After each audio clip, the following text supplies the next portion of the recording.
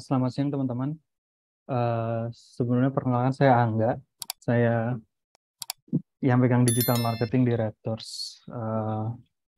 Tapi kalau secara karir digital marketing mungkin dari awal dari awal-awal startup belum rame, masih 3 sampai 4 player saja. Saya udah langsung di digital marketing lah, kayak gitu. Oke, mungkin kita next aja.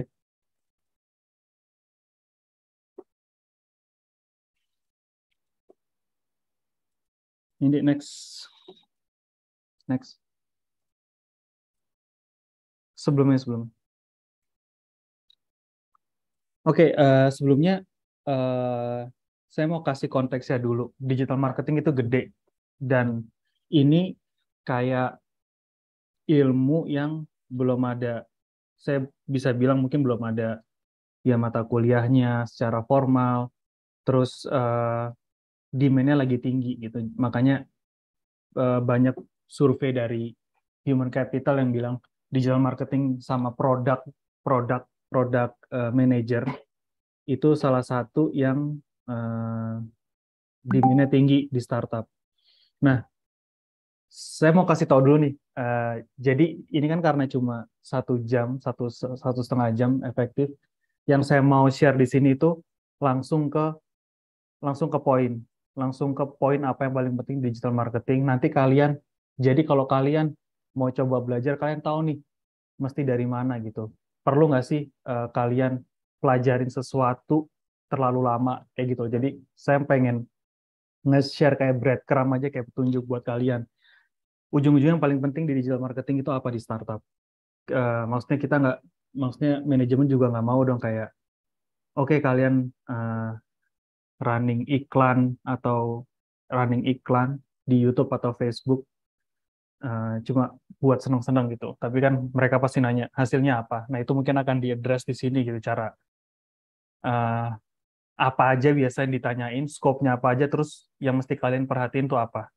Soal teknikal kalian bisa cari sendiri. Maksudnya itu gampang. Kalau soal teknikal kalian, iya kalian bisa googling atau bisa bisa tanya.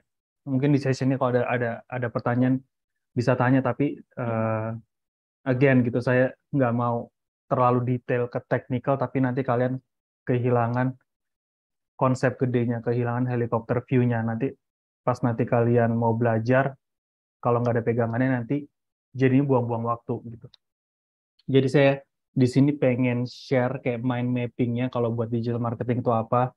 Terus kayak Razer, uh, uh, kayak pengambilan keputusan yang efektif kalau soal digital marketing itu kayak gimana.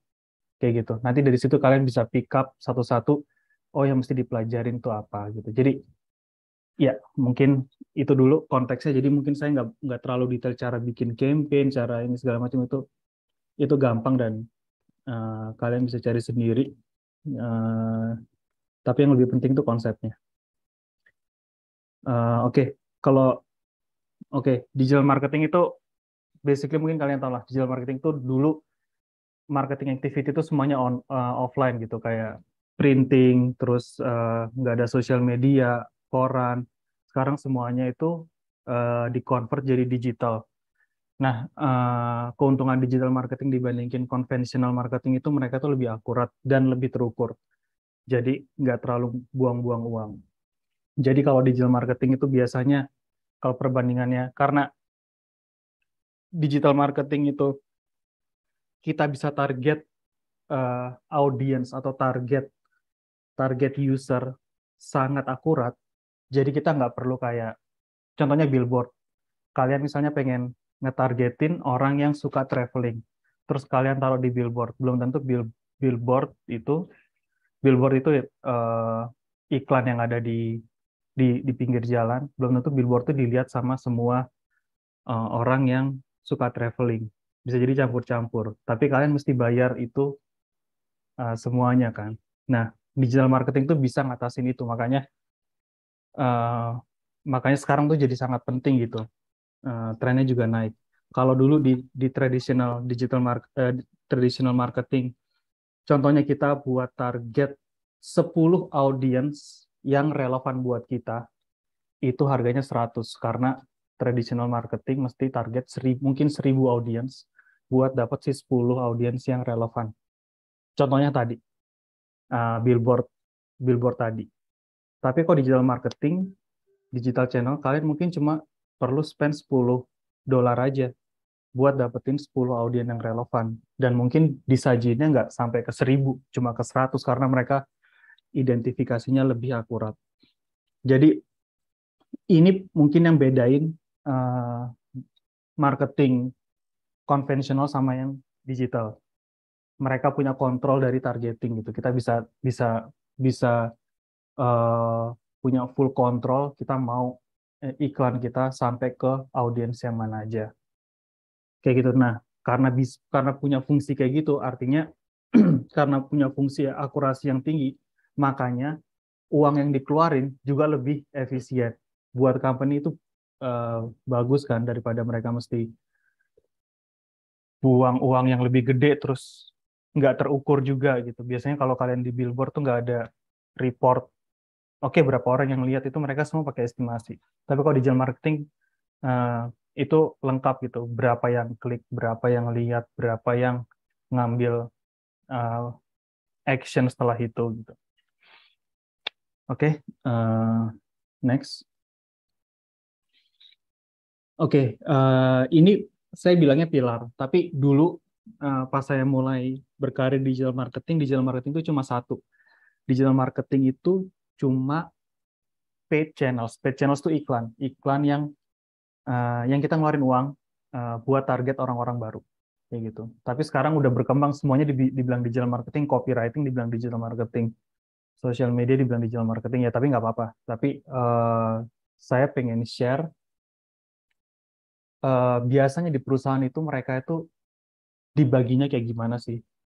Yang pertama itu digital marketing biasanya ada SEO. SEO itu search engine organic. Jadi hasil pencarian di Google yang nggak ada tanda iklannya atau nggak ada tanda ads-nya. Itu SEO. Kalau kita nulis suatu keyword terus muncul, terus nggak ada tanda ads-nya atau nggak ada tanda iklannya, itu SEO.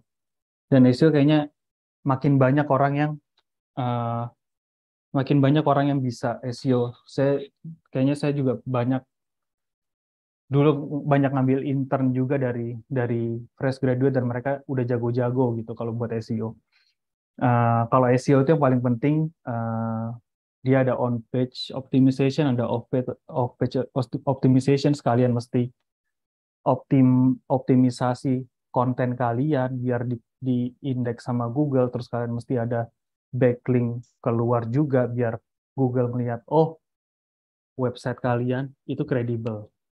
Banyak sebenarnya teknikalnya SEO, tapi itu semua effortnya buat buat eh, hasil pencarian website kita itu ke ranking di Google. Terus ada paid channels. Nah, ini yang bakal kita omongin. Saya bakal fokus ke sini karena emang ini kerjaan saya gitu. Jadi paid channels itu basically iklan, iklan digital. Kalau kalian lihat iklan di YouTube, kalian lihat iklan di Google atau lihat iklan di Facebook, Instagram, TikTok. Nah, itu paid channels. Kita bilangnya paid channels. Nah, di paid channels ini ada dua eh, ada dua scope. Yang pertama performance, yang satu branding. Performance ini paid channels atau digital marketing yang fokusnya ngebawa bisnis.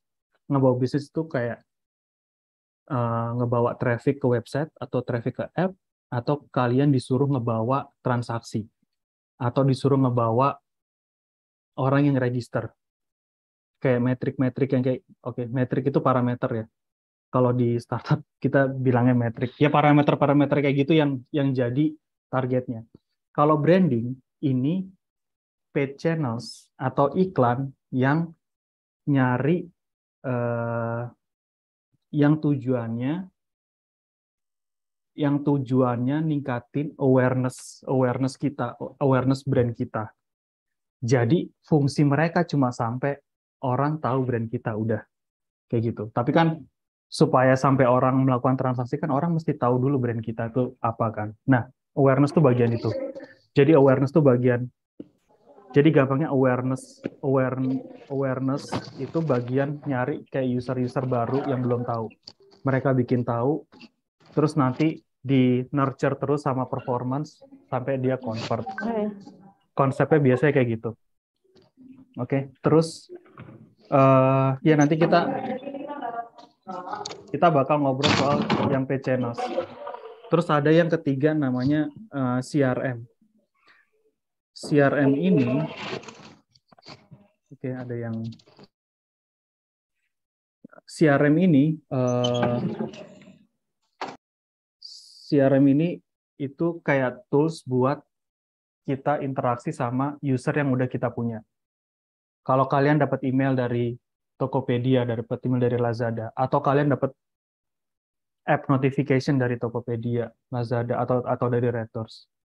Nah, itu CRM. Bedanya sama paid channels apa? Paid channels ini kita bisa targetin orang yang belum tahu brand kita, user-user baru. Tapi kalau CRM itu cuma bisa nargetin orang yang udah jadi customer kita lewat email. Channelnya itu terbatas kayak cuma email, push notification di app atau di web, atau satu lagi SMS. Atau yang paling baru WhatsApp. Kalau kalian dapat WhatsApp dari brand, nah itu biasanya itu masuk CRM. Tapi konsepnya sama. Konsepnya CRM itu targetin orang yang udah jadi user base kita, database kita. Pas kalian sign up, download terus sign up satu satu app, nah itu kalian udah masuk CRM cycle-nya mereka kayak gitu. Terus ada sosial media. Yang terakhir itu sosial media. Sosial media itu beda. Oke, sosial media itu yang maintain post di sosial media kita kayak di Facebook, Google segala macam itu dibilang sosial media team. Nah, sosial media ini ada yang berbayar juga kalau kalian lihat iklan di Instagram atau Facebook, terus beda sama yang di dalam postingan pas kalian lihat postingan mereka. Kalau di dalam postingan mereka tuh tugasnya sosial media, tapi yang muncul yang muncul sebagai iklan itu tugasnya paid channels gitu. Nah, sosial media ini penting buat inform orang yang udah jadi follower sosial media kita kayak gitu.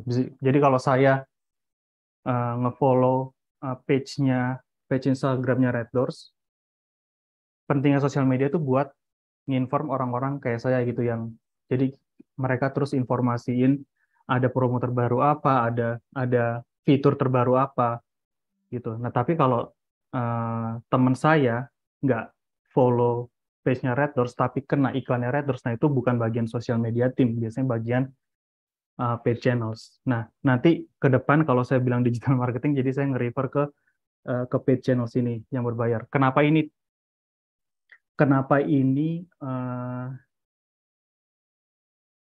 demand-nya tinggi? Karena yang pertama ini gampangnya buat company paid channels itu tanggung jawab sama budget dan budgetnya gede. Terus kalau udah megang budget, mesti tahu cara pertanggungjawabannya, cara ngejawabnya kalian dapat apa, kalian kontribusi apa.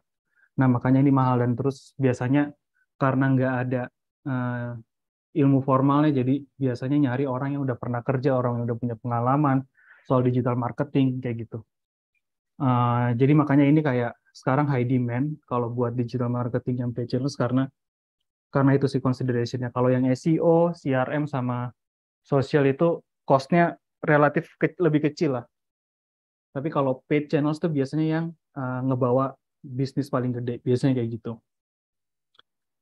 Oke, next. Oke, sekarang kita masuk ke tools.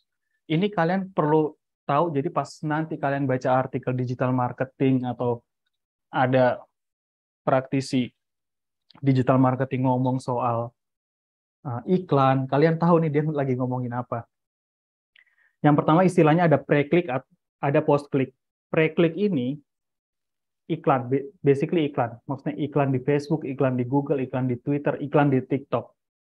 Gitu. Jadi yang bisa dilihat apa dari iklan ini di platformnya masing-masing kita bisa ngelihat berapa banyak yang klik, berapa banyak yang kena tayang iklannya gitu. kreatif, gambar mana yang paling banyak dilihat orang, kayak gitu. Nah, setelah mereka klik iklannya, terus masuk ke environment kita, masuk ke website kita atau masuk ke app kita, nah itu kita ngelihatnya bukan lewat channel pre-klik, channel Google, Facebook, itu kita ngelihatnya di channel istilahnya post-klik. Post-klik itu kayak analytics-nya, tempat kita nge-track hasil dari si pre-klik ini. Nah, analytics-nya itu ada dua juga, ada yang buat app sama ada buat web. Yang paling terkenal mungkin Google Analytics, mungkin sebagian dari kalian juga mungkin udah tahu Google Analytics itu bisa nge-track traffic dari website. Tapi gimana kalau app? Kalau app itu biasanya kita ngelihatnya lewat namanya marketing attribution platform. Gampangnya buat nge-track app traffic, app traffic kan app installs. Nah, itu biasanya paling terkenal itu AppsFlyer atau Adjust. Jadi kalau kalian mau belajar app marketing, nah kalian mesti tahu nih nge-tracknya pakai apa. Nge-tracknya pakai si MAP ini, post click tools ini. Nah, kalau buat app yang paling terkenal, sebenarnya ada banyak, cuma yang paling terkenal cuma dua, AppsFlyer sama Adjust. Kenapa harus pilih yang paling terkenal? Soalnya cara tracking mereka, AppsFlyer itu nanam istilahnya SDK, kayak code-nya mereka. Kalau Red Doors pakai AppsFlyer, Red Doors mesti naruh code-nya AppsFlyer di dalam app-nya Red Doors. Nah, tapi kalau makin banyak app yang pakai AppsFlyer, makin banyak code-nya AppsFlyer ketanam di SDK itu, makin banyak user yang di-track sama AppsFlyer kan. Jadi misalnya Gojek pakai AppsFlyer juga, usernya Gojek banyak. Jadi AppsFlyer code di semua user Gojek. Kenapa penting kita pilih tools yang paling banyak dipakai? Supaya mereka kan nge-track device, biar mereka tahu gitu, ini device-nya dari orang yang mana dan ini duplicate apa enggak, orangnya bener apa enggak gitu. Jadi mereka pelajarin dari code dari app yang lainnya gitu. Jadi kalau platform yang nggak terkenal, belum banyak device yang tertanam si platform itu, takutnya mereka nge-tracknya juga nggak akurat. Karena di app install itu ada yang namanya fraud. Nah, buat fraud itu, si AppsFlyer atau Adjust tuh butuh tracking di device sebanyak-banyaknya. Konsepnya kayak gitu sih. Jadi, tapi paling gampang kalau mau belajar AppsFlyer atau Adjust. Kalau website, stick aja ke Google Analytics. Karena itu udah dipakai dari zaman dulu lah. Tapi kalau yang pre-kliknya itu ada banyak, ada Google, Facebook, Twitter, terus ada programmatic, ada macam-macam. Kalau kalian kerja di digital marketing, tiap bulan pasti ada yang nawarin buat running iklan sama mereka. Nah, mereka ada yang web atau yang app juga gitu, tergantung objektifnya gitu. Tapi kalau biasanya ada beberapa pattern yang spesifik di app aja atau di web aja, kayak gitu. Jadi uh, kalian mesti tahu dulu nih mapping kayak gini. Nanti kalau baca artikel atau ngobrol jadi tahu nih dia lagi ngomongin apa. Kalau ngomongin traffic nggak mungkin lihat dari Google dashboard, Twitter dashboard, Facebook dashboard. Traffic pasti di post click. Karena tools yang di post click ini, yang setelah mereka klik kan jadi traffic. Yang nge-tracknya yang paling akurat ya si tools post click. Jadi kalau ada orang bilang traffic tapi ngelihatnya dari data Google dashboard, Facebook dashboard, itu nggak akurat. Mereka bisa nge-track tapi nggak akurat. Kayak gitu. Next.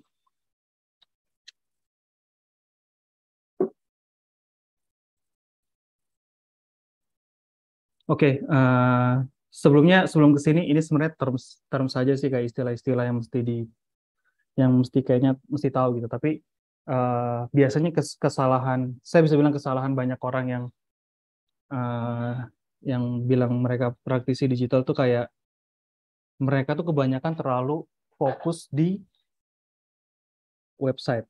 Mereka terlalu post klik yang website. Padahal bisnis biasanya startup atau company yang udah gede, udah punya banyak user base buat startup, itu biasanya bisnis 80% datang dari app. Tapi yang mereka omongin masih cara ngelihat traffic di website, cara ngelihat traffic di Google Analytics. Itu rame banget. Pasti kalau kalian ngeliat di LinkedIn banyak yang share tentang bounce rate, tapi ngeliatnya Google Analytics, ya bagus gitu. Tapi kenyataannya bisnis paling gede datang dari app. Terus yang diomongin masih itu aja gitu, malah yang kontribusinya kecil gitu. Pas kalian masuk nanti terus disuruh bisnis kita di app, coba jalanin campaign di app terus nge-tracknya gimana, nanti bingung gitu. Makanya ini kesalahan kayak praksi, biasanya mereka masih ngomong yang website terus yang Google Analytics. Nah itu ya itu udah mulai kelihatan gapnya lah, maksudnya udah mulai kelihatan kayak company yang established tuh udah nggak main di web kebanyakan. Oke, ini terms di digital marketing. Yang di atas itu yang kotak, empat kotak dia, yang empat kotak yang di atas itu buat pre-click. Itu pre-click yang sebelumnya nih, yang sebelum mereka klik atau sebelum mereka jadi traffic. Yang di platform Google, Twitter atau Facebook ada yang namanya impression. Impression tuh seberapa banyak iklan tayang ke semua user. Jadi kalau kalian dikasih iklan yang sama 5 kali, dihitungnya 5 impressions. Ada klik berapa banyak orang yang klik iklannya terus masuk ke website atau app-nya. Ada frekuensi. Kalau kalian ya frekuensi itu tadi kalian dapat 5 impressions, berarti satu orang dapat 5, frekuensinya 5 kayak gitu. Impressions itu total, tapi uh, kalau frekuensi itu total impressions dibagi jumlah unique users, itu dapat frekuensi. Jadi satu orang itu ditampilin iklan rata-rata berapa, nah itu frekuensi. Terus ada conversions. Conversions ini conversion ini kayak action apa di web kita atau di app kita yang mau di-track sama Google, Twitter, atau Facebook. Mereka bisa nge-track juga conversions ini. Cuma kan conversions ini bagusnya di-tracknya di post-click kan, karena usernya udah masuk ke ke web atau app kita gitu. Mereka bisa nge-track tapi nggak bakal akurat. Mereka bakal klaim semuanya. Google bakal klaim semua conversion itu punyanya dia. Karena Google nggak bakal bisa nge-track interaksi orang yang lihat ads, interaksi orang ini sama Facebook atau sama Twitter. Dia nggak bakal bisa ngeliat itu gitu. Terus setelah mereka klik, baru masuk ke box yang kedua. Ada yang namanya users. Users itu berapa orang yang udah masuk ke website kita. Ini buat web ya, sorry. Ini yang kedua, ini yang buat web. Terus yang kedua ada yang sessions. Sessions tuh kayak, sessions tuh sebenarnya ya sesi gitu. Satu orang bisa punya banyak sesi. Kalau di Google Analytics itu, kalau nggak salah terakhir itu, kalau mereka idle 30 menit, jadi kalau kalian buka website, terus kalian idle, kalian makan siang, diem aja, terus selama 30 menit, terus balik lagi, ngebuka website itu lagi, atau aktif lagi di website itu, kalian bakal kehitung dua sessions. Gitu. Dua-duanya dibilang traffic. Jadi kalau dibilang traffic kemana nih? Traffic website tuh ada users, ada sessions. Yang mana yang dimaksud itu. Page views ini juga termasuk traffic. Page views itu berapa page di website yang dilihat sama users. Kayak gitu. Nah, ini juga termasuk traffic gitu. Jadi kalau ngomongin traffic yang mana? Ada lagi yang namanya yang terkenal tuh bounce rate. Bounce rate itu sebenarnya orang yang nggak interaksi sama si websitenya. Jadi kalau orang masuk ke website terus mereka cuma scroll, terus mereka nggak ngeklik atau nggak pindah ke halaman selanjutnya, mereka langsung close, itu dihitung namanya bounce. Bounce rate itu bounce dibagi sessions. Ini yang sering dibilang sama mungkin praktisi digital marketing, sering bahas bounce rate ini, makin tinggi makin jelek. Tapi kan bisa jadi kok makin tinggi bounce rate karena ya websitenya cuma link di website itu pas orang masuk mungkin cuma sedikit gitu, makanya mereka minim action. Bisa jadi kayak gitu kan. Jadi mesti ada konteksnya pas ngelihat metrik-metrik ini. Nah, again ini yang box merah yang kedua itu parameter-parameter atau terms yang digunakan buat website.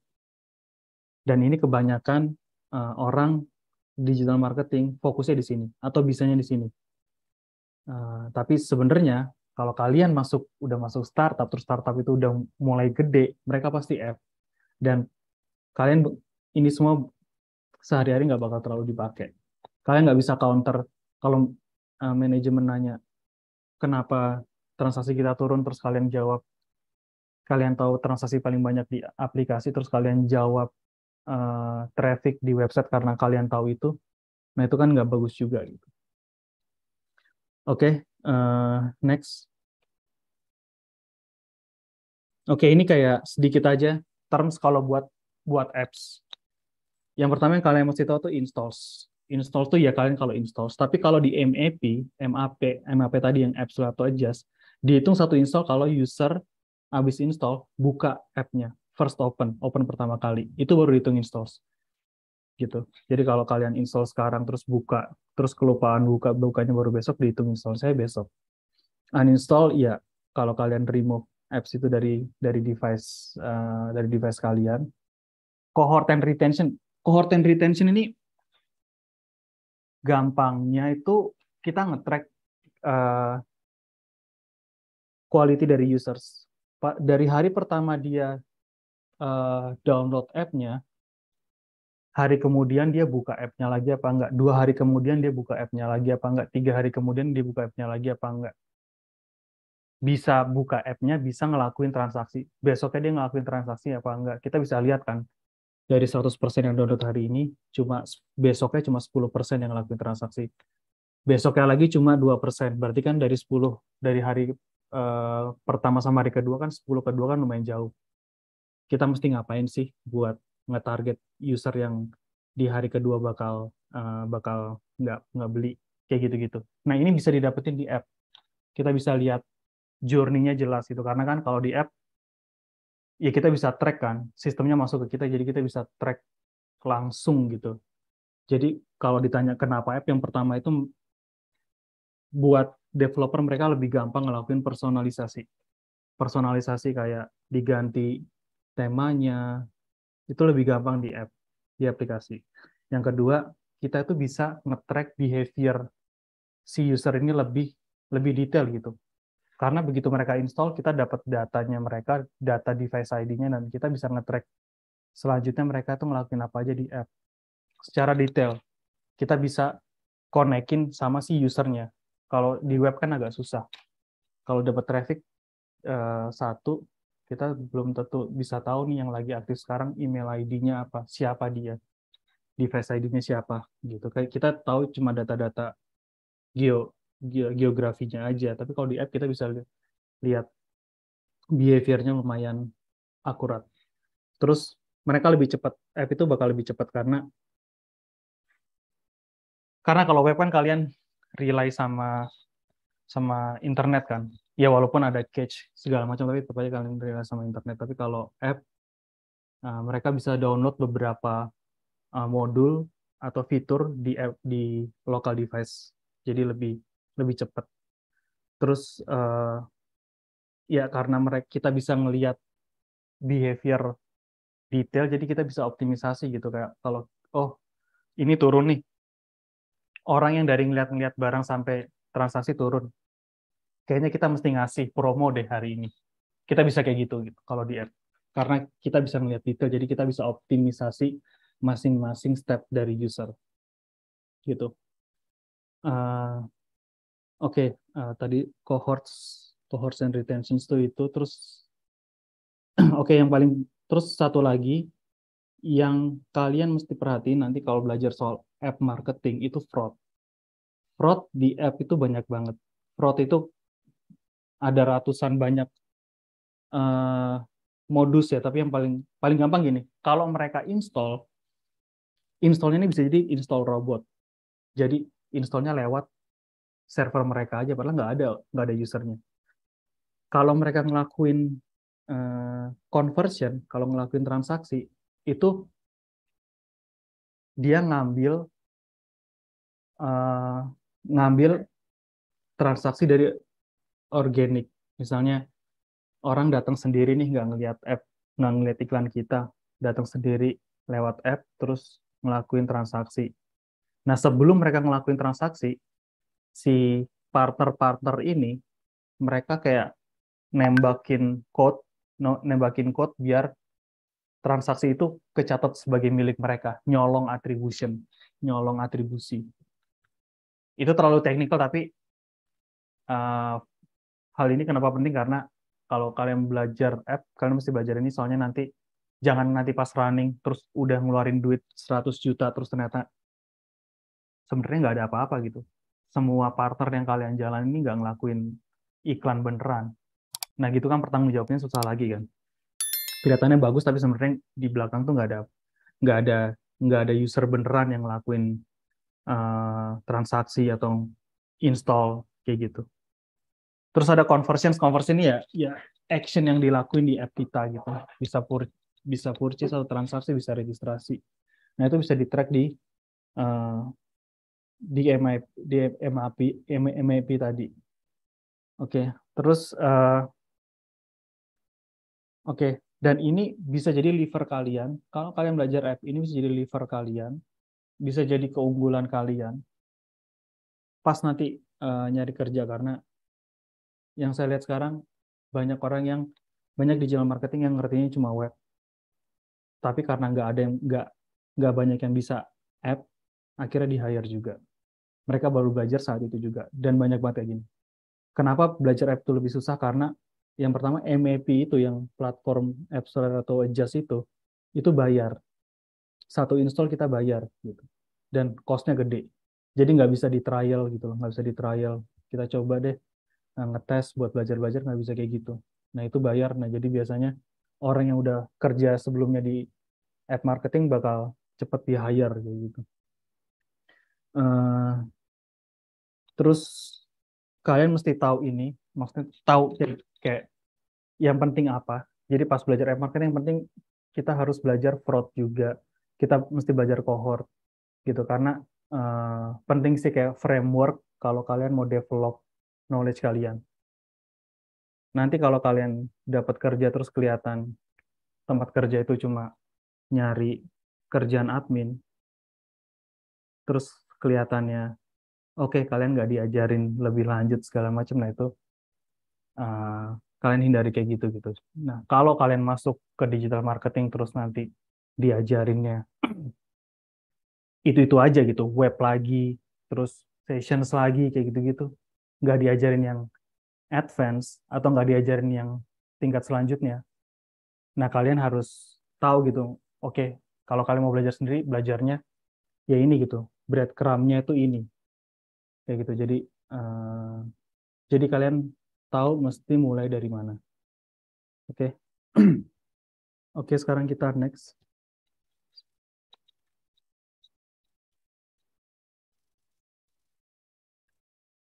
Oke, ini cepet aja, ini kayak di semua platform, di Google Ads, di Facebook Ads, di TikTok Ads, itu strukturnya saat pertama kalau ngejalanin iklan satu tuh kan mesti bikin campaign shell.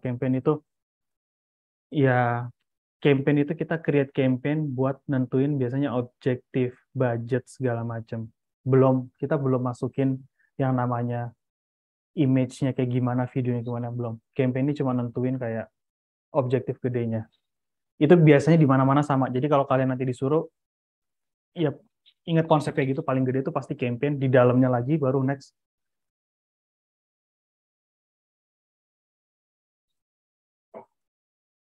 Di dalamnya lagi itu biasanya namanya kalau di Google Ad Groups, kalau di Facebook AdSets, di TikTok tuh Ad Group. Tapi konsepnya di dalam campaign itu ada yang namanya Ad Group atau AdSets. Tujuannya ini buat milih targeting audiensnya kayak gimana, setting bidding. Jadi kalau di digital marketing itu kalian mesti masukin bidding gitu. Bidding itu kayak buat user ini kalian mau mau bayar berapa gitu. Karena nanti dia bakal ngebandingin sama kompetitor, sama advertiser lain atau company lain yang target user yang sama kayak gitu. Jadi kalau misalnya saya ditarget sama Red Doors, terus Red Doors mau ngebayar $1 per klik misalnya, terus ada mungkin Traveloka nargetin saya juga, mereka mau bayar $1,5 per klik. Nah itu kan Traveloka lebih didahulukan kan. Nah ad group ini nge-setting lebih detail. Kita bisa pilih demografik yang kita bisa beli targeting yang interest mereka. Nah ad group tuh ngeset ini. Jadi satu campaign tuh bisa bisa banyak ad group. Kalian bisa target ad group yang muda, ad group yang tua, misalnya kayak gitu.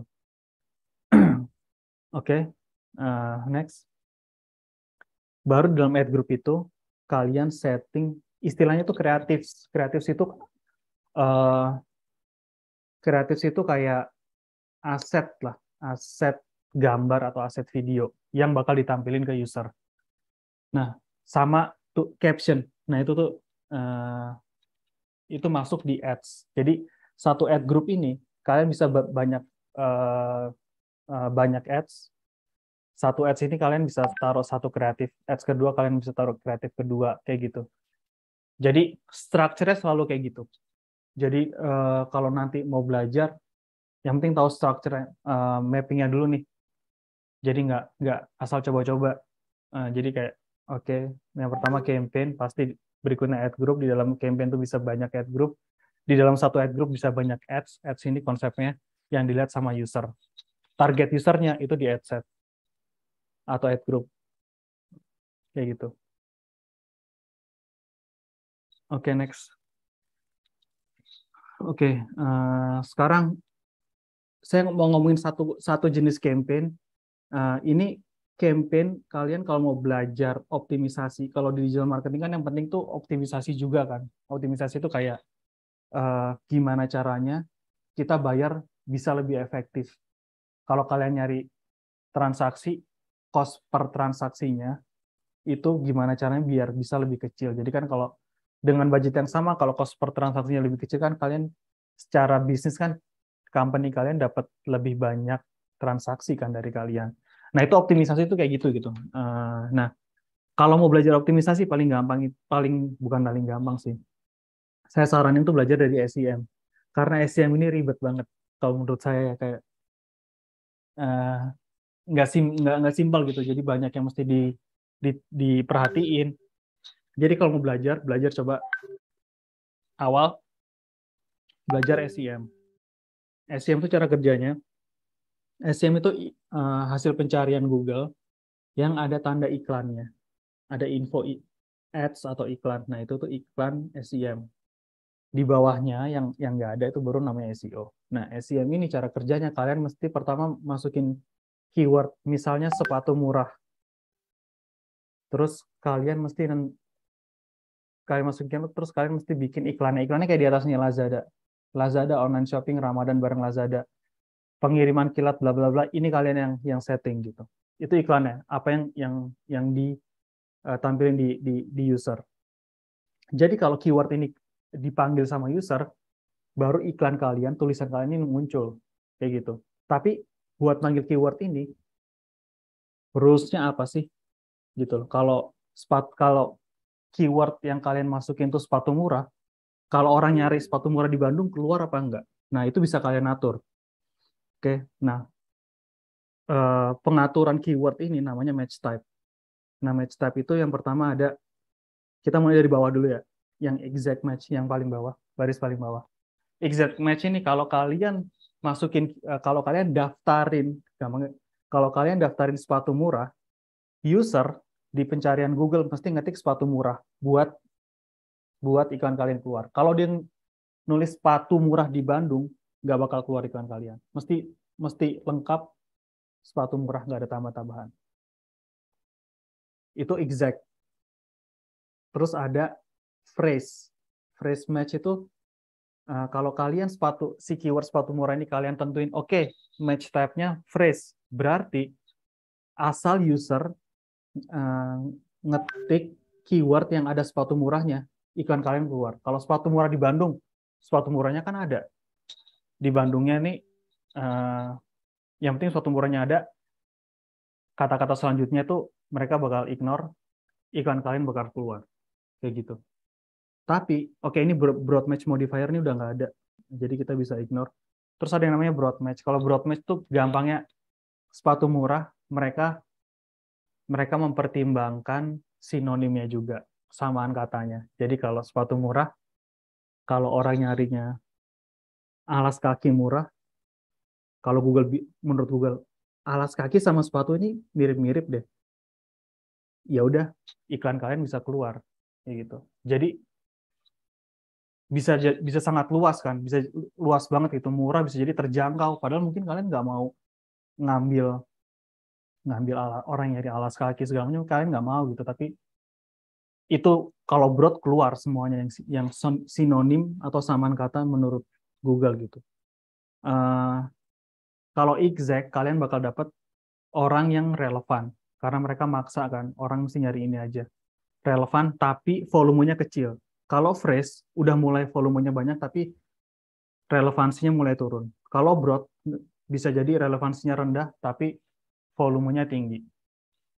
Nah, itu kalian mesti belajar detail gitu. Jadi kayak pas bikin campaign, oke, mana yang mesti dipertimbangkan dulu gitu. Tergantung permintaan bisnisnya. Terus dia munculnya tuh ada yang namanya ranking. Ranking 1 itu ada ranking 1, 2, 3, terus ada yang di bawahnya lagi yang 4, 5, 6 tuh biasanya yang paling bawah. 4, 5, 6 terus ada di page 2. Nah, gimana Google nentuin rankingnya? Ini sih formula standar Google gitu. Mereka bilangnya bidding, seberapa besar kalian mau beli. Nanti kan kalian setting bidding itu di ad group. Misalnya $1 tadi, $1 per klik, sama quality score. Quality score ini kayak secara histori, iklan kalian ini bagus apa enggak. Setiap muncul sama user tuh makin lebih tertarik kalian ke iklan kalian apa enggak dibanding sama kompetitor lain. Kayak gitu. Nah, quality score ini Google selalu, kalau kita tanya dari dulu, dia pasti banyak faktor gitu dikaburin. Ya, emang kayak gitu mereka dikaburin karena ujung-ujungnya rekomendasi mereka pasti naikin bidding. Kalau naikin bidding, kalian mesti naikin budget juga, itu bagus buat mereka. Yang saya lihat sih kayak gitu. Ya, tapi kalau teori ya mungkin kalau kalian mau go with teori kayak, yaudah kita bagusin quality score-nya aja, terus jadi biddingnya bisa bisa kecil, ya nggak apa-apa gitu. Tapi yang udah-udah sih biasanya ujung-ujungnya kalau kompetitor bid lebih tinggi, jauh lebih tinggi, uh, kita mesti ngebid lebih tinggi juga. Itu ya sistemnya Google kayak gitu. Oke, jadi kalau mau belajar optimisasi digital marketing, coba tipe channel namanya SEM. Ini kalau kalian udah bisa SEM, biasanya tipe-tipe campaign yang lain itu lebih gampang. Next.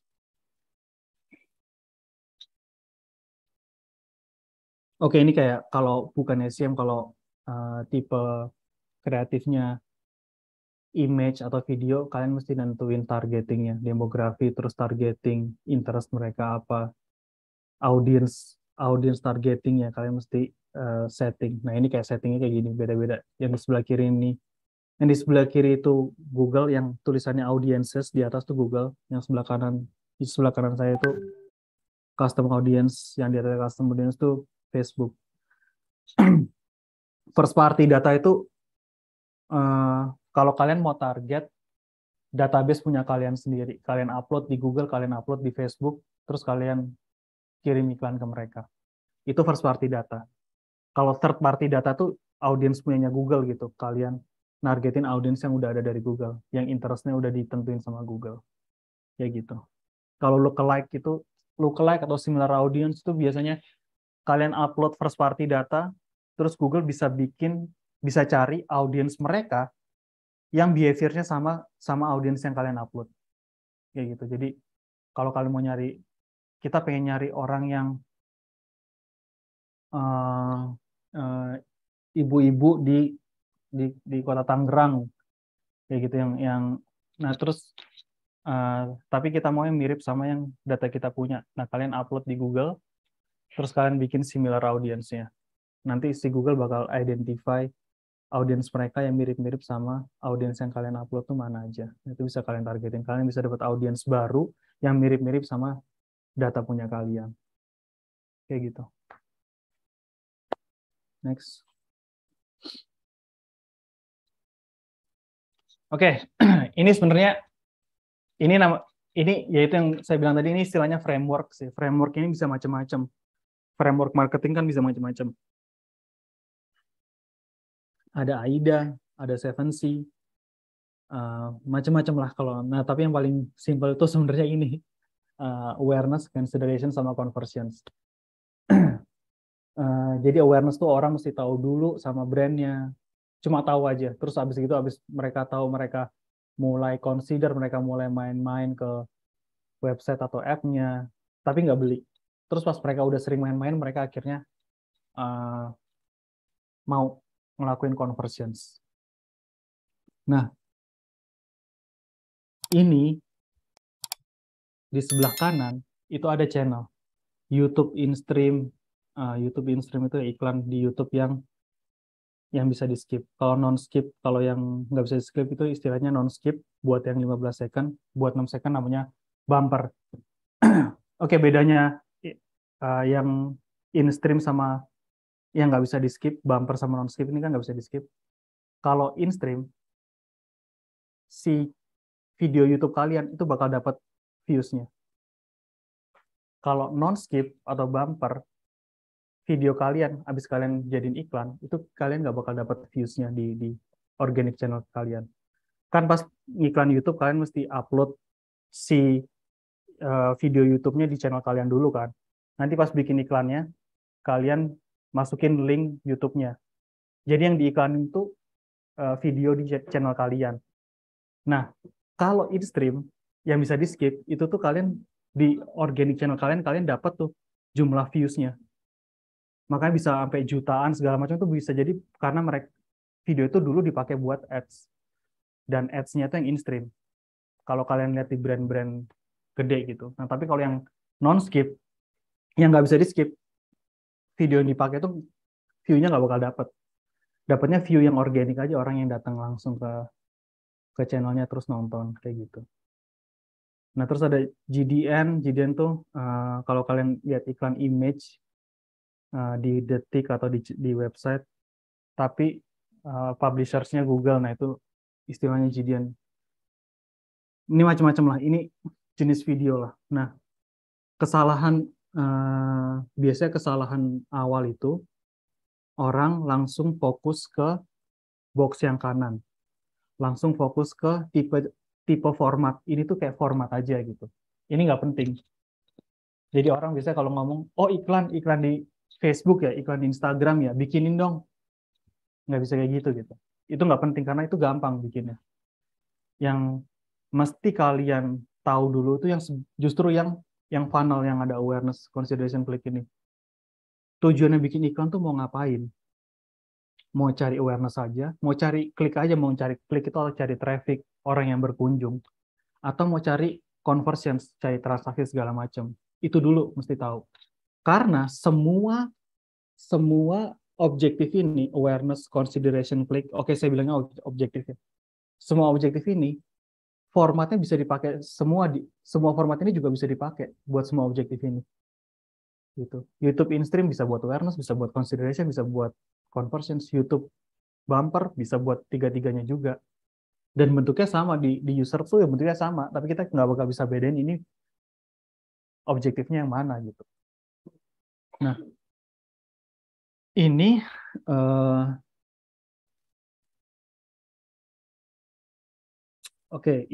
ini yang penting soalnya kalian pasti kasih budget, tanya dulu company-nya mau apa nih. Nanti kalau misalnya dia mau klik, mau traffic, nanti pas di report kalian kasih kliknya berapa, cost sama kliknya. Jangan kalian kasih berapa orang yang aware, berapa orang yang jadi conversions. Nggak bakal kejawab. Karena caranya tuh kayak gitu. Cara optimisasinya itu pertama kali kalian mesti tentuin objektif yang benar. Karena Google kalau kalian pilih iklan conversions, dia bakal cari orang yang bukan orang yang kemungkinan besar bakal convert, orang yang kemungkinan besar bakal ngelakuin transaksi. Jadi dia nggak bakal peduli orang yang belum tahu sama brand kalian. Tapi kalau kalian running awareness, Google bakal cari orang yang kemungkinan besar belum tahu brand kalian. Jadi harus sesuai sama objektifnya, gitu. Baru nanti kalau objektifnya benar, baru kita gampang bikin formatnya, kayak gitu. Format itu sebenarnya gampang. Nah, biasanya kalau awareness ini fokusnya itu biar orang makin ingat brandnya brand kita gitu. Nah, awareness sih biasanya budgetnya gede banget karena orang yang nggak tahu brand kita kan bisa lebih banyak kan, dan nggak bakal ada output instannya, nggak bakal ada traffic, nggak bakal ada conversions dari campaign ini. Tapi spendingnya tuh gede banget. Nah, yang mesti dilihat apa yang mesti dilihat berapa awareness yang dihasilin dari campaign itu. Caranya gimana? Biasanya tuh ada awareness lift, uh, istilahnya lift study. Kalian tanya aja ke Google atau Facebook, tolong bikinin lift study buat campaign awareness. Itu yang mesti kalian kasih lihat ke manajemen. Nih, campaign saya ngasilin awareness lift 5%. Jadi dibandingin orang yang nggak ngeliat iklan ini, orang yang ngeliat iklan ini ada tambahan 5% seorang yang jadi ingat sama brand brand kita kayak gitu. Nah, ini beda-beda nih masing-masing funnel ini beda-beda objektifnya. Nanti biddingnya juga harusnya beda. Kalau awareness kalian jangan biddingnya itu belinya klik gitu. Oke, kita bayarnya klik deh. Satu klik berapa? Enggak. Kalian mesti bayarnya itu orang yang lihat. Impressions istilahnya. 1000 impressions itu istilahnya mil. Makanya dibilangnya CPM. Cost per 1000 impression CPM. Nah, kalian mesti fokusnya ke situ. CPM sekecil-kecilnya. Ya gitu. Nanti kalau objektifnya clicks atau considerations, ya kalian ngebidnya baru tipe biddingnya itu yang klik atau yang traffic gitu. Nah, kalau conversions baru kalian biddingnya itu yang per conversions yang didapat dari campaign itu tuh berapa kayak gitu.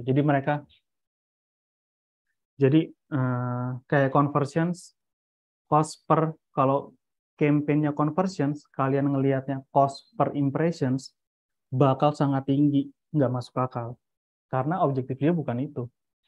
Harusnya kalian ngeliat cost per action gitu. Sama aja kalau campaign awareness kalian ngelihatnya cost per actions, ya bakal tinggi banget, nggak masuk akal kayak gitu. Jadi kalian mesti mesti yang paling penting itu kalian mesti nail, kalian mesti tentuin objektifnya dulu sebelum ngelakuin apapun. Kalian mesti tahu objektifnya dulu apa kayak gitu. Terus kalian objektifnya tahu apa, kalian tahu optimisasinya kayak gimana, kalian tahu reportingnya nanti mesti apa. Jangan langsung loncat ke iklan di TikTok ya, iklan di YouTube ya, iklan di Facebook ya, jangan kayak gitu.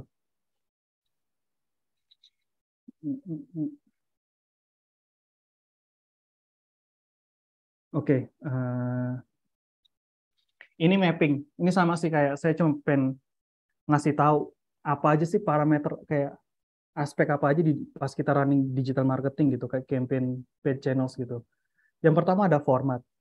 Di Facebook itu bisa image atau istilahnya banner, bisa video. Di Google juga bisa video, bisa gambar produk kalian, bisa gambar image, bisa search result kayak SEM. Nah, itu format. Ada yang namanya placement. Placement tuh ya gampangnya bikin iklan di Instagram gitu. Nah, tapi kan bikinnya itu di namanya Facebook Ads Manager. Instagram itu cuma salah satu placementnya aja. Kalian bisa nggak pilih, bisa kalian pilih. Kayak gitu. Jadi itu tuh cuma pilihan pas setting campaign aja gitu. Kalau objektif tadi ada yang awareness, ada yang engagement tuh berapa orang yang nge-like post kalian. Ada ada yang branding itu yang awareness, yang lebih ke awareness. Ada yang performance tuh yang lebih, kalau di funnel tadi itu yang lebih ke menengah sampai bawah itu performance, yang ngedrive kayak gitu-gituan. Nah, ada berdasarkan device-nya, website atau app. Jadi ini orang mau dilempar ke website atau ke app itu beda juga kan. Terus targeting, ada yang behavioral, ada yang kontekstual. Kalau behavioral tuh saya mau target uh, orang yang suka otomotif, suka beli mobil, karena saya jualan mobil. Yang ditarget nanti, kalau kalian behavioral targeting, kalian target orang, settingan ya, kalian target orangnya.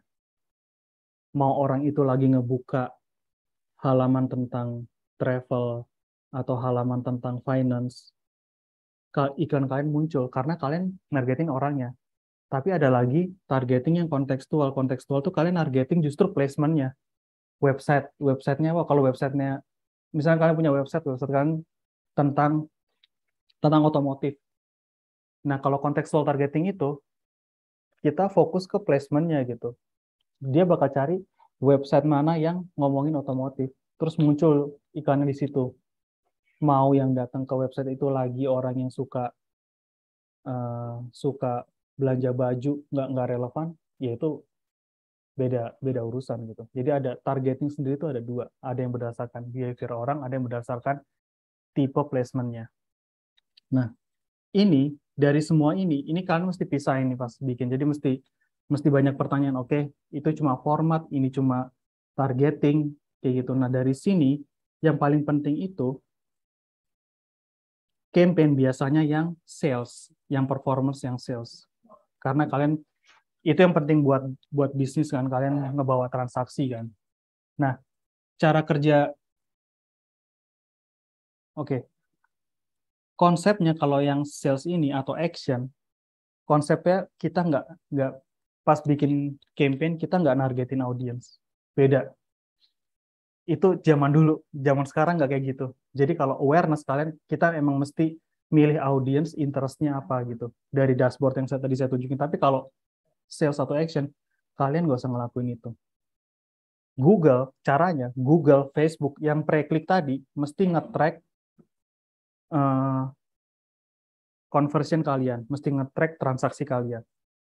Begitu, misalnya saya Google, saya bisa nge-track transaksi dari Red Doors, aplikasi Red Doors. Terus saya punya datanya.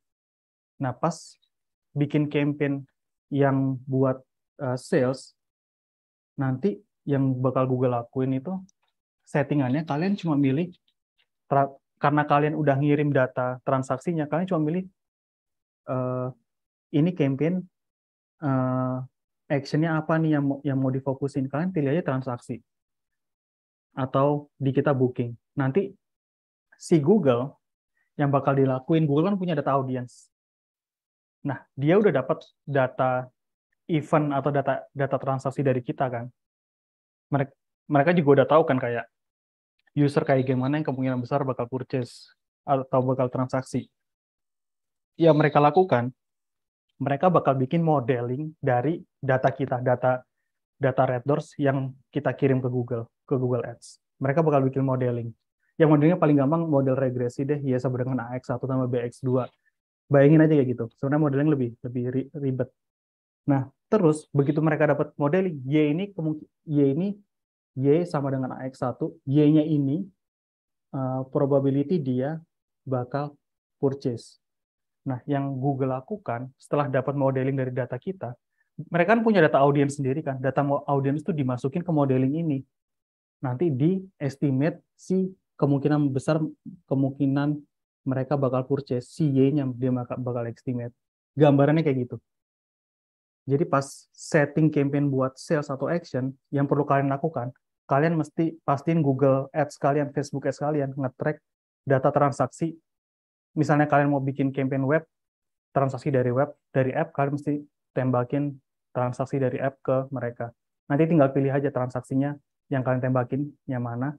Udah, nggak usah setting audience. Mereka bakal cari sendiri audience yang kemungkinan besar yang mereka bakal identifikasi sendiri audiens yang kemungkinan besar bakal melakukan uh, transaksi itu. Kayak gitu. Jadi konsepnya itu beda. Kalau awareness, kalian mesti pilih tuh interest-nya segala macam. Tapi kalau sales action tuh kayak gitu. Nah, kalau buat website, cara nge-track si action-nya itu, biasanya Facebook, Google tuh butuh script. Facebook namanya Pixel, Google namanya Google Tag, atau Google bisa di-connect langsung sama Google Analytics. Jadi kalau Google Analytics kalian nge-track transaksi, langsung lempar aja ke Google Ads. Dia langsung baca. Tapi kalau yang uh, action yang buat aplikasi, kan kalau kalian udah punya apps player atau adjust, mereka itu udah bisa konekin. Nah, apps player atau adjust ini kan bakal nge-track transaksi kalian kan di app.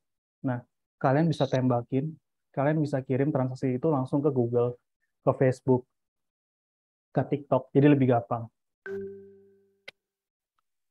Jadi kayak gitu. Yang paling common itu yang objektifnya sales atau action. Terus biasanya secara device itu biasanya app. Karena bisnis mereka paling gede itu biasanya di app. Terus ya kalian bakal di challenge gitu kayak ya udah bikin perbanyak, kita fokus di app aja gitu.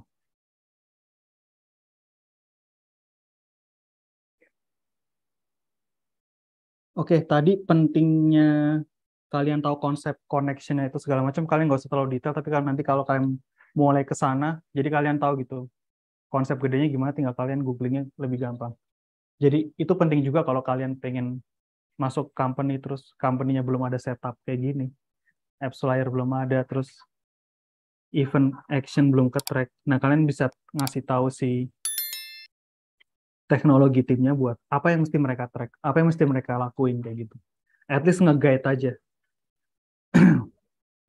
Oke. Nah, ini oke. Oke, ini namanya attribution. Attribution ini juga penting. Attribution ini penting di digital marketing.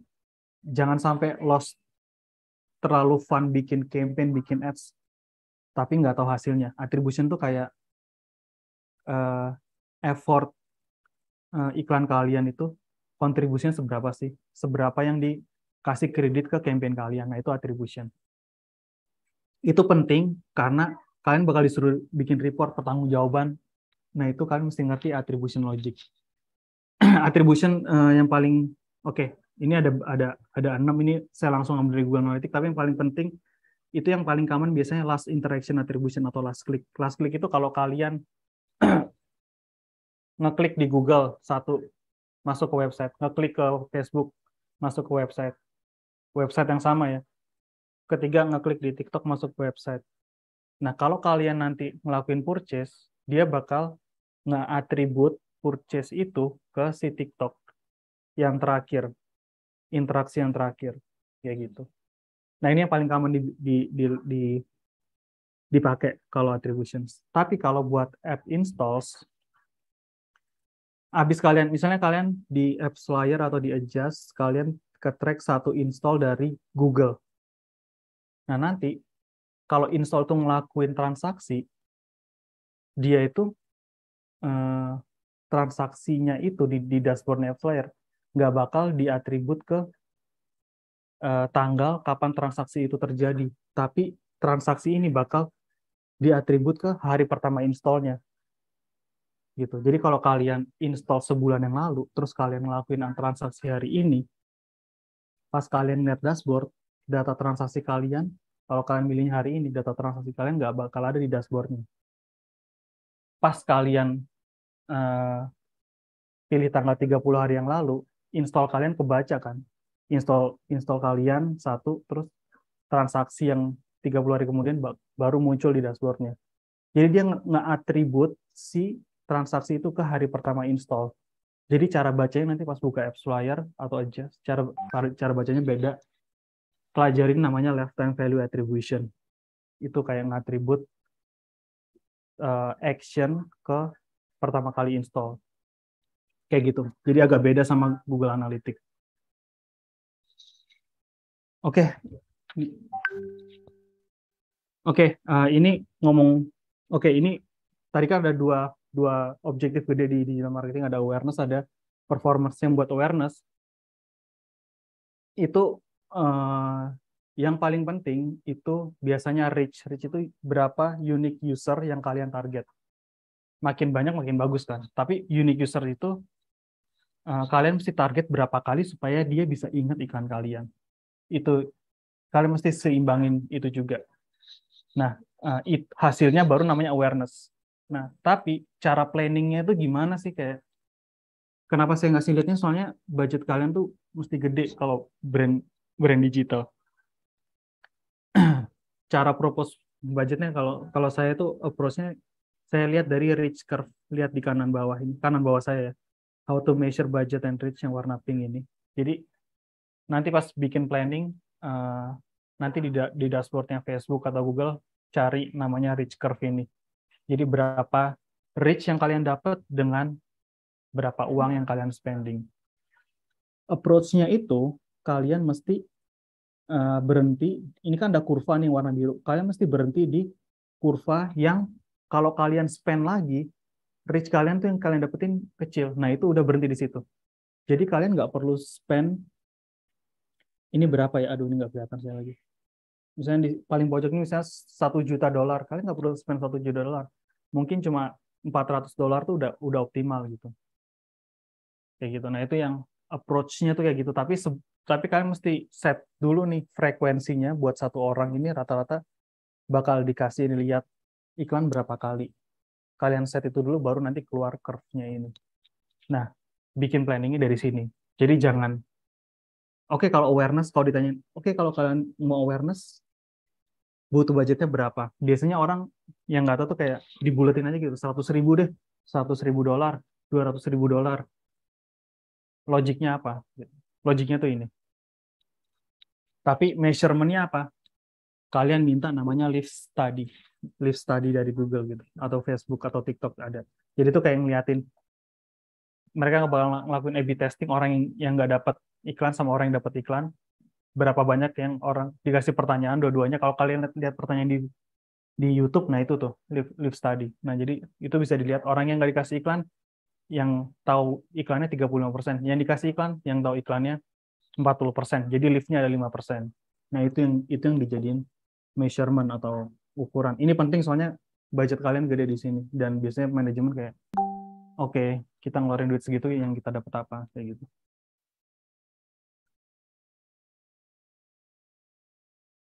Next, oke. Oke, ini app install, ini performance marketing itu kayak ya tadi channel digital marketing yang ngedrive bisnis. Nah, biasanya paling gede itu app install. Dan app install itu attribution-nya itu lifetime value. Pentingnya app install itu apa? Kalau makin banyak install kita, user base kita makin gede. CRM, channel-channel CRM ini butuh user base. Mereka nggak bakal jalan kalau nggak ada user base. Jadi mereka butuh user base di app buat ditargetin. Terus, ya kita lebih akurat aja kalau nge-track aplikasi. Nah, success metric-nya itu mesti cost per action apa yang kalian setting pas bikin campaign. Misalnya register, ya cost per registrasi. Nggak usah ribet cost per klik, cost per impression. Nggak usah lihat itu. Kalau kalian event action yang kalian plan itu misalnya add to cart, ya udah cost per add to cart. Nggak usah ngelihat cost per klik segala macam. Itu nggak bakal ngejawab apa-apa karena mereka nggak bakal fokus ke situ. Dan angkanya pasti aneh. Nah, kalau buat app install itu kan lifetime value attributions. Tapi kalau buat orang yang udah punya app-nya, terus kita targetin istilahnya app retargeting campaign. Ini campaign yang target orang yang udah install. Campaign ini sangat efektif. Conversion rate-nya itu paling gede. Jadi cost per transaksinya itu kecil banget. Tapi dia butuh install yang gede juga gitu. Nah, kalau ini emang nge-target orang yang kalian udah install Gojek terus dapat iklan, kalian klik kebuka app-nya. Nah, itu app retargeting. Nah, kalau itu last click biasa, attribution-nya last click biasa. Tapi kalau install itu mesti lifetime value karena hitungannya kalian acquire user, kalian acquire install. Sebelum mereka ngelakuin sesuatu, mereka kan install dulu. Nah, itu mesti dihitung. Kayak gitu. Nah, itu fokus digital marketing itu, experience digital marketing itu buat biar cost per action atau cost per klik atau cost per apapun itu makin kecil. Ya, terus gimana caranya ya kalian lihat, oke, kalau campaign conversions actionnya udah keset dengan bener apa enggak. Kalau campaign awareness audiensnya bener apa enggak. Kalau campaign klik biddingnya bener apa enggak. Terus kreatifnya bener apa enggak. Nah, ini namanya optimization gitu biar nge-support objektif efisiensi ini. Nah, itu kenapa makanya orang digital marketing ada sebenarnya buat itu sih.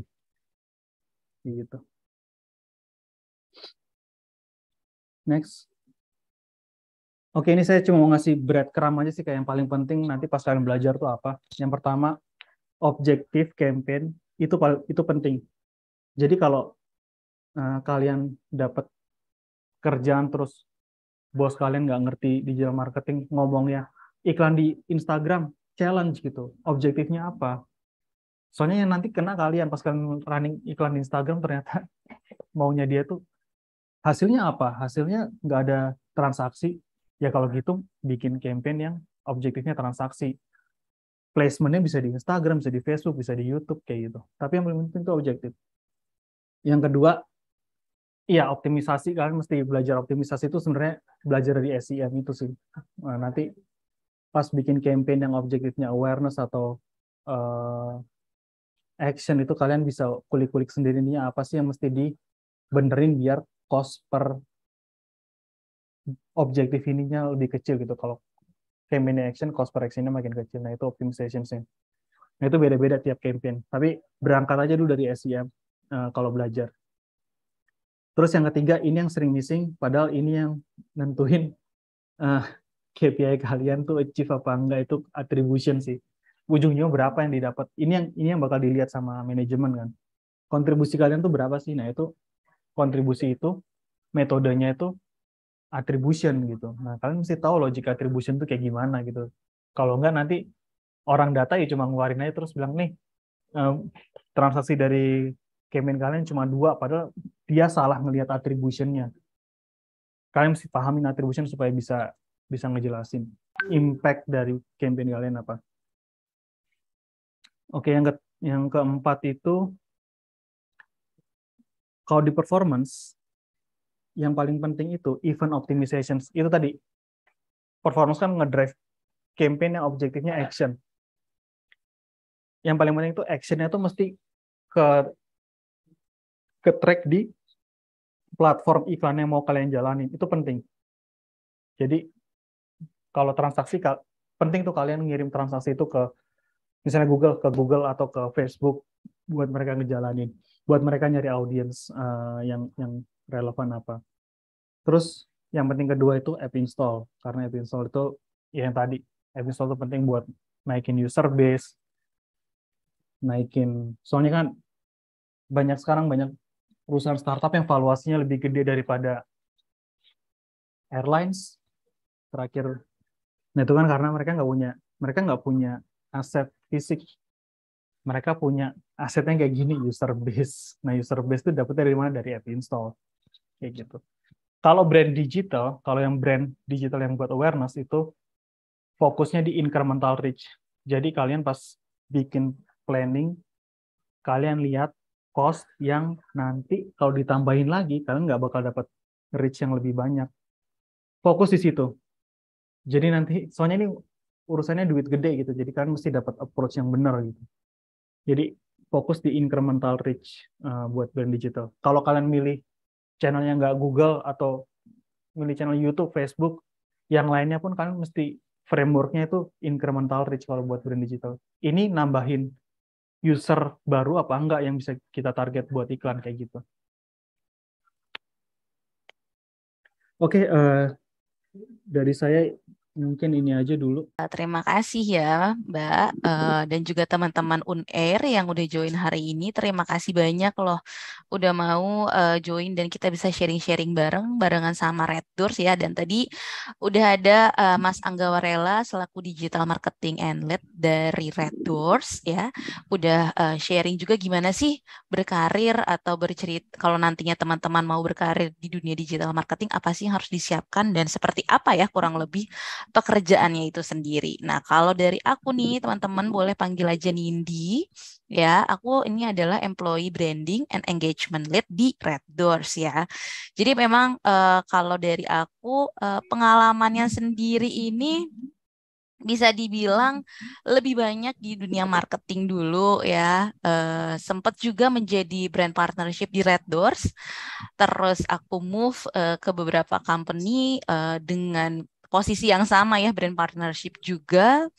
Dan kembali lagi ke Red Doors, tapi bukan sebagai brand partnership, tapi sebagai employee branding nih, teman-teman. Employee branding and engagement di lead.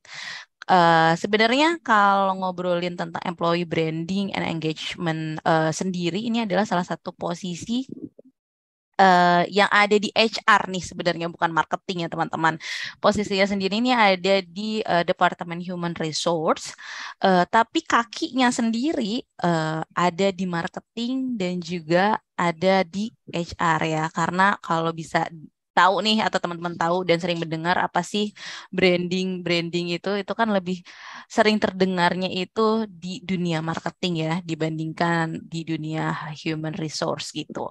Tapi employee branding sendiri ini adalah salah satu posisi yang mungkin bisa dibilang posisi yang lagi bermunculan juga nih saat ini teman-teman, karena di sini di mana posisi ini membantu memperkenalkan company nih lebih luas lagi. Kalau secara eksternal ya, lebih luas lagi memperkenalkan company kita ini ke masyarakat gitu, dan memperkenalkan Red Doors juga, dan juga perks juga dan benefitnya ini ke orang-orang yang yang sedang mencari pekerjaan saat ini. Seperti apa sih, memberikan gambarannya seperti apa sih kalau bekerja di Red Doors. Nah, kurang lebih apa yang mau aku sampaikan hari ini, ingin memperkenalkan nih teman-teman, gimana sih rasanya bekerja di company startup dan juga bekerja di Red Doors gitu. Apa sih startup itu? Nah, mungkin teman-teman udah sering dengar nih mengenai startup ya. Karena saat ini nggak cuma mungkin pekerjaan ya, saat ini nggak cuma ada di perusahaan swasta corporate besar aja, ataupun di perusahaan-perusahaan BUMN ataupun sebagai PNS juga. Tapi saat ini udah mulai banyak ya bermunculan startup nih. Sebenarnya startup itu apa sih? Jadi ini sedikit perkenalan ya teman-teman. Startup itu adalah perusahaan rintisan yang biasanya usianya ini 5 tahun nih ya. Dan biasanya mereka ini, perusahaan ini punya produk-produk yang berkaitan erat dengan teknologi gitu. Jadi makanya biasanya perusahaan-perusahaan startup itu punya website ataupun punya aplikasinya sendiri. Cuman dunia startup ini akhirnya, penjelasan mengenai startup ini akhirnya sudah berkembang ya. Gak cuman di usia 5 tahun juga, tapi biasanya perusahaan-perusahaan yang dekat dengan teknologi, ini biasanya adalah perusahaan-perusahaan yang sering disebut dengan startup gitu. Nah, gimana sih rasanya bekerja di dunia startup? Karena ini perusahaannya hitungannya baru ya, teman-teman. Jadi kita akan selalu trial and error, selalu belajar hal baru bersama-sama. Jadi setiap apapun kontribusi kita, setiap apapun ide-ide kita yang kita berikan untuk perusahaan akan selalu diapresiasi.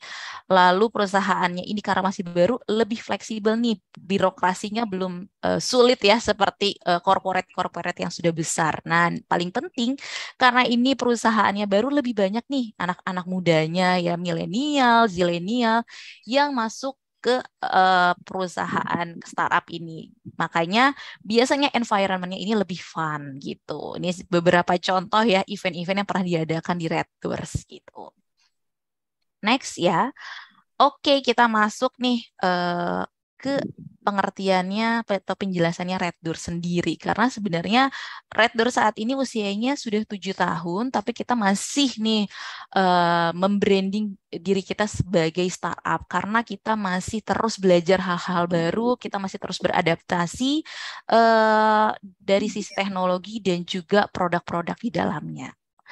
Oke, aku akan sedikit sebentar ya, teman-teman. Oke, ini sedikit penjelasan mengenai apa sih Red Doors itu ya. Red Doors ini adalah perusahaan hospitality company nih teman-teman, yang asalnya dari Singapura. Jadi mungkin sedikit berbeda nih yang aku tekankan. Tadi juga ada beberapa pertanyaan tentang online travel agent. Jadi Red Doors ini adalah perusahaan hospitality ataupun perusahaan online hotel chain yang ada di Southeast Asia. Dan ini tuh berbeda ya teman-teman dengan online travel agent. Jadi kita ini tidak sama kayak Traveloka, kita ini tidak sama kayak tiket.com. Karena yang kita jual di sini adalah hotel-hotel dengan brandingan Red Doors, dan gak cuman kamar saja yang kita jual, tapi juga fasilitas-fasilitasnya, lalu pelayanannya juga. That's That's why kita menyebut kita ini adalah perusahaan hospitality, di mana kita juga punya misi saat ini untuk menjadi perusahaan terbesar ya, hospitality terbesar di Southeast Asia gitu. Mungkin teman-teman sejauh ini sering mendengarnya tentang Red Doors saja, tapi Red Doors ini kita tidak cuma punya brand Red Doors aja, tapi kita sudah punya beberapa brand lainnya. Jadi mungkin aku sedikit perkenalkan ya. Selama pandemi ini mungkin banyak apa ya, bisa kita bilang kompetitor kita termasuk kayak Airy itu yang tumbang ya saat pandemi. Tapi Red Doors ini ingin terus tetap sustain sehingga kita mengeksplor banyak bisnis model baru. Salah satunya dengan kita mengeluarkan multi-brand seperti ini. Nah, kalau Red Doors sendiri target market kita memang untuk target market yang menengah ya, tapi kita tetap mempertahankan kualitas kita juga nih. Nah, selain itu kita juga mengeluarkan brand baru, ada Urban View untuk orang-orang yang bisnis traveler yang mencari tempat menginap yang nyaman namun masih terjangkau. Nah, buat milenial kayak kita yang pengen cari tempat staycation menarik, boleh banget cobain Sasa Hotel.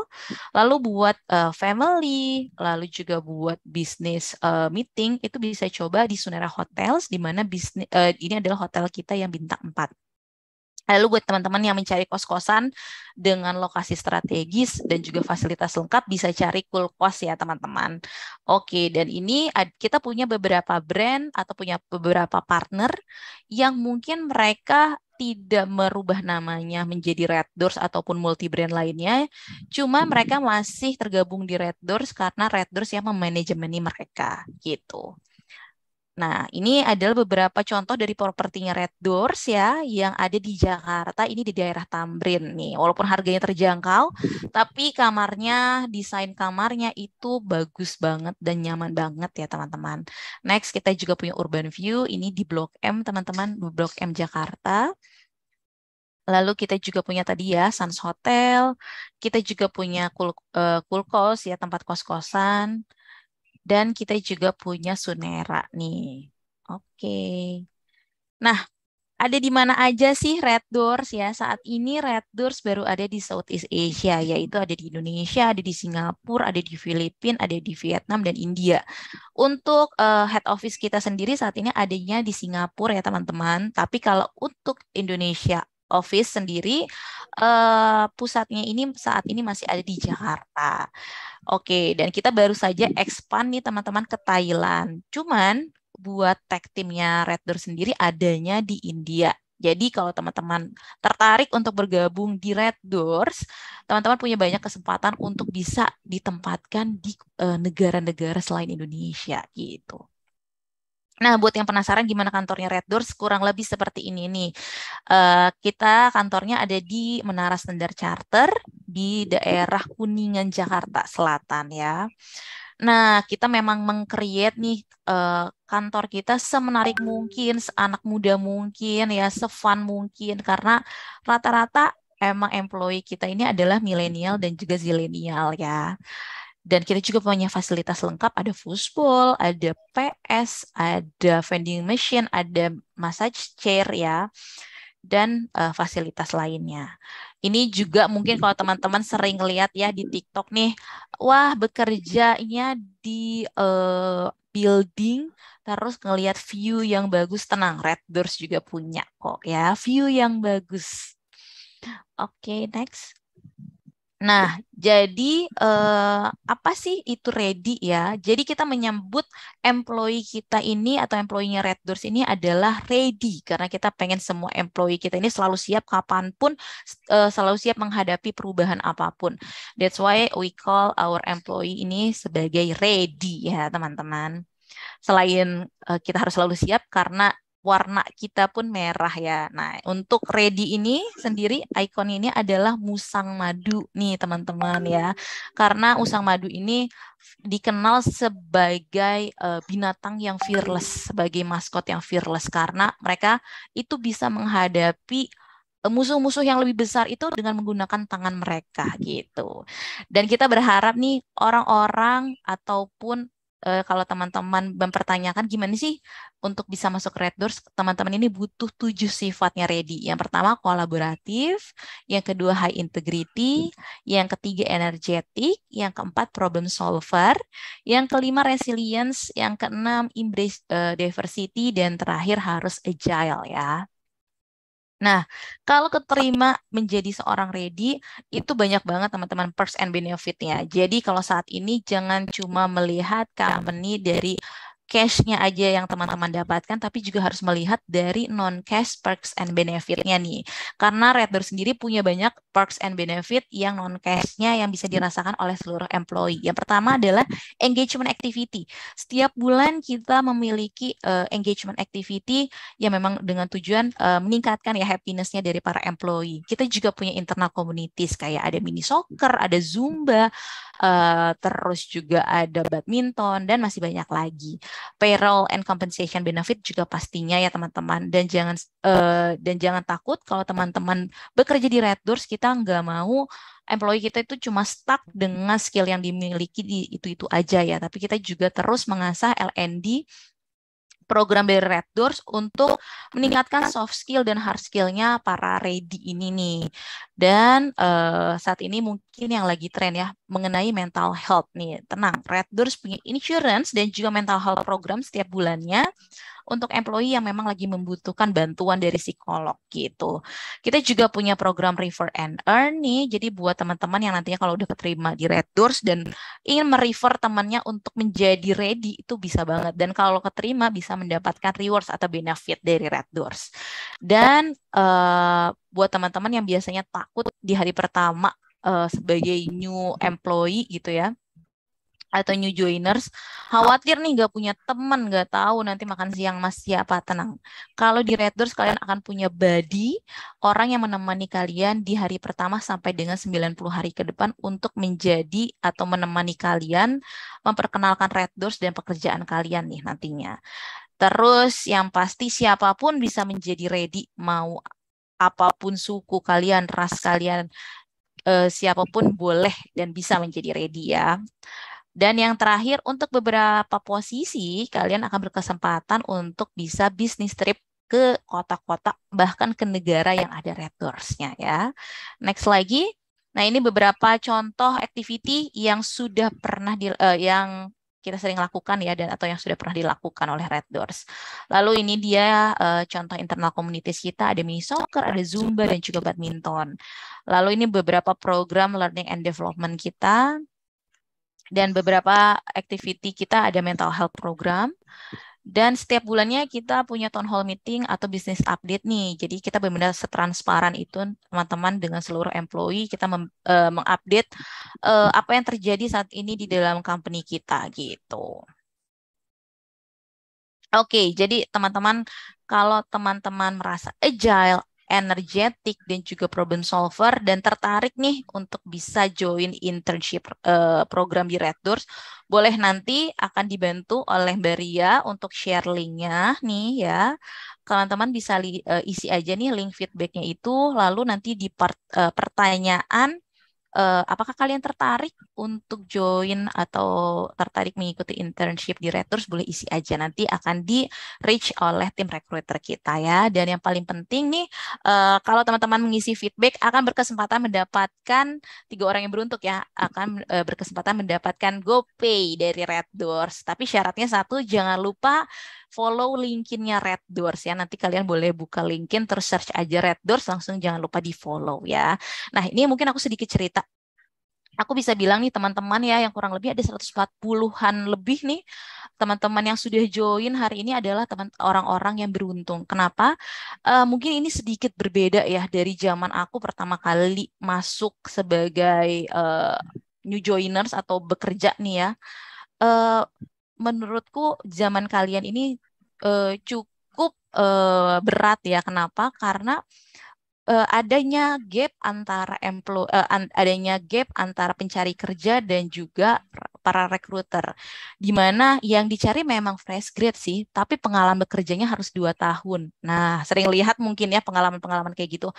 Nah, kenapa ada gapnya seperti ini dan bagaimana cara menutupinya? Nah, menurutku sebagai seorang HR ya saat ini, salah satu cara menutupi gap seperti itu, teman-teman itu bisa mengikuti internship yang dibuka oleh company-company saat ini. Nah, boleh banget, makanya teman-teman coba ikutin aja internship program dari Red Doors gitu ya. Dan salah satunya juga yang bisa teman-teman lakukan untuk menutupi gap tersebut dengan mengikuti course-course yang ada. Ada 3 posisi nih teman-teman yang wajib kalian tahu saat ini menjadi posisi yang paling sering dicari di corporate atau di company-company ya. Yang pertama adalah product manager, yang kedua adalah posisi data analis, dan yang ketiga adalah posisi digital marketing. Ini adalah 3 posisi yang lagi seksi-seksinya ya saat ini yang ada di company dan yang paling banyak dicari gitu. Jadi buat teman-teman yang udah join hari ini, kalian beruntung karena bisa mendapatkan langsung ilmunya dari praktisinya, yaitu Mas Angga Warela ya. Oke, buat tahu lebih lanjut juga tentang Red Doors, jangan lupa follow IG-nya Red Doors di Red Doors Diary. Jangan lupa juga follow LinkedIn-nya Red Doors ya di Red Doors. Dan juga jangan lupa follow TikTok kita di Red Doors Diary gitu.